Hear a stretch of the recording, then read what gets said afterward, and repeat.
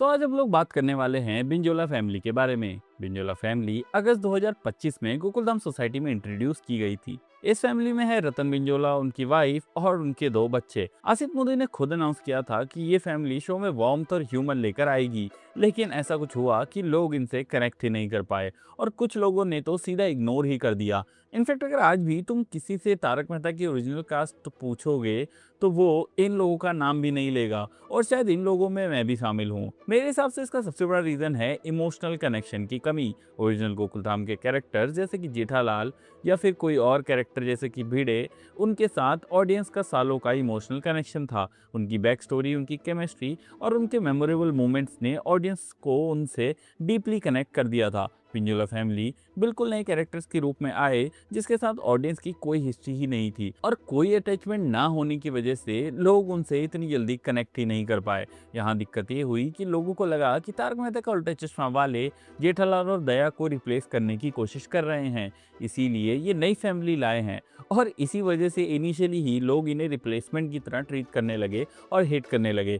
हालांकि ऐसा कोई रीज़न था नहीं, जेठालाल और दया या उनकी फैमिली को रिप्लेस करने का कोई प्लान था ही नहीं, लेकिन लोगों ने यही सोचा कि ऐसा कुछ होने वाला है और इसी वजह से इनिशियली इन्हें बहुत ज़्यादा हेट मिली, और उस पहले इंप्रेशन से ये लोग अभी तक बाहर ही नहीं आ पाए हैं। इसके साथ ही मैंने ये भी नोटिस किया कि जब ये लोग आए थे तो इनिशियली काफ़ी क्रिंज हरकतें कर रहे थे, जो बाद में टोन डाउन कर दी गई, लेकिन फिर भी वो शुरुआत ही इतनी ख़राब थी कि मुझे पर्सनली भी ये फैमिली कुछ ज़्यादा पसंद आई नहीं। और ऑनेस्टली इनका होना या ना होना मेरे लिए तारक मेहता का उल्टा चश्मा में बराबर ही है। अगला रीजन ये था कि बिंजोला फैमिली को जबरदस्ती शो में इंटीग्रेट किया गया। आसिफ मोदी ने खुद कहा था कि नए कैरेक्टर सोसाइटी में सीमलेसली ब्लेंड हो जाएंगे, लेकिन एग्जैक्टली वही चीज़ नहीं हो पाई। ऑर्गेनिक तरीके से स्टोरी में फिट करने के बजाय उन्हें फोर्सफुली इंक्लूड कर दिया गया, जिससे वो सोसाइटी का हिस्सा कम और आउटसाइडर्स ज़्यादा लग रहे थे। देखो, हमें पता है कि एक्सिस्टिंग कैरेक्टर्स की बॉन्डिंग पहले से ही इतनी स्ट्रांग थी कि कोई भी नई फैमिली का एडिशन उसमें सिर्फ इंटरप्शन ही करने का काम आता,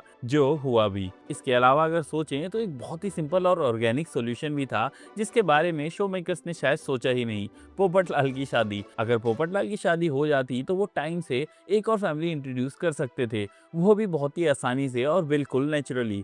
और अगर ये काम 10 साल पहले हो चुका होता तो पोपटलाल के खुद के बच्चे भी उतने ही बड़े होते जितने बिंजोला फैमिली के बच्चे दिखाए गए हैं। ये एक ऑर्गेनिक एंट्री होती, फोर्स नहीं। इसके अलावा हमने ये भी देखा कि रूपा का social media influencer angle show में बिल्कुल फिट नहीं बैठा। ये कैरेक्टर शो में काफ़ी आउट ऑफ प्लेस लगा, क्योंकि तारक मेहता का उल्टा चश्मा की पहचान हमेशा simple middle class family values से रही है।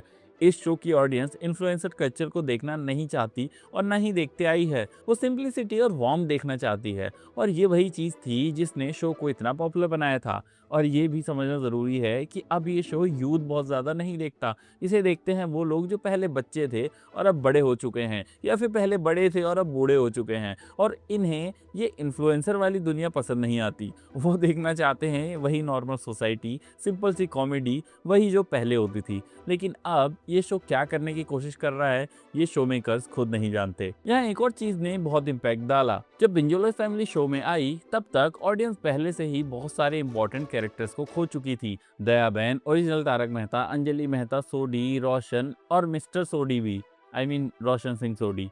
इन जैसे कैरेक्टर्स के एग्जिट की वजह से ऑडियंस का इमोशनल अटैचमेंट पहले से ही काफ़ी हर्ट हो चुका था। ऐसी सिचुएशन में कोई भी नई फैमिली उस खाली जगह को फिल नहीं कर रही थी, और लोग नए कैरेक्टर्स में इंटरेस्ट लेने के मूड में थे ही नहीं। इनफैक्ट अगर आप नोटिस करो तो हम लोग आज भी पुराने कैरेक्टर्स को वापस लाने की गुहार ज़्यादा लगाते हैं, ना कि किसी नए कैरेक्टर्स की, क्योंकि हमें कोई नया कैरेक्टर शो में चाहिए ही नहीं। हमें चाहिए वो पुराना अंदाज, वो सिंप्लिसिटी, वो वार्मथ, वो केमिस्ट्री, जिससे सब कुछ ऑटोमेटिकली ठीक हो जाएगा। इसके अलावा एक और चीज़ भी थी, टाइमिंग बिल्कुल गलत थी। पेमेंट डिस्प्यूट, हैरेसमेंट एलिगेशंस और मल्टीपल क्रिएटर्स के एग्जिट की वजह से शो की कंट्रोवर्सीज अपने पीक पर थी, और ऑडियंस पहले से ही शो से डिस्कनेक्ट हो चुकी थी।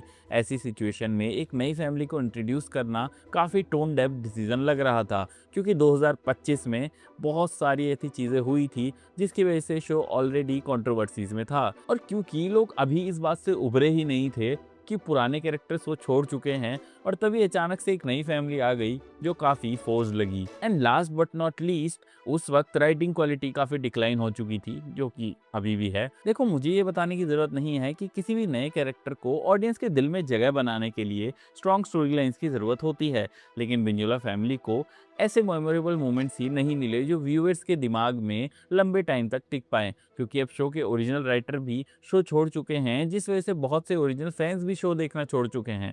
और जो नए लोग शो से जुड़ना चाहते हैं, वो पुराने एपिसोड से स्टार्ट करते हैं, जिसमें इस नई फैमिली का होना या ना होना उनके लिए बराबर है। इनफैक्ट मैंने तो खुद ही नई फैमिली के काफ़ी एपिसोड स्किप कर दिए थे। खैर, ये तो थी मेरी छोटी सी वीडियो बिंजोला फैमिली की डिस्कशंस को लेकर, लेकिन आप इस बारे में क्या सोचते हो, कमेंट्स में मुझे ज़रूर बताना।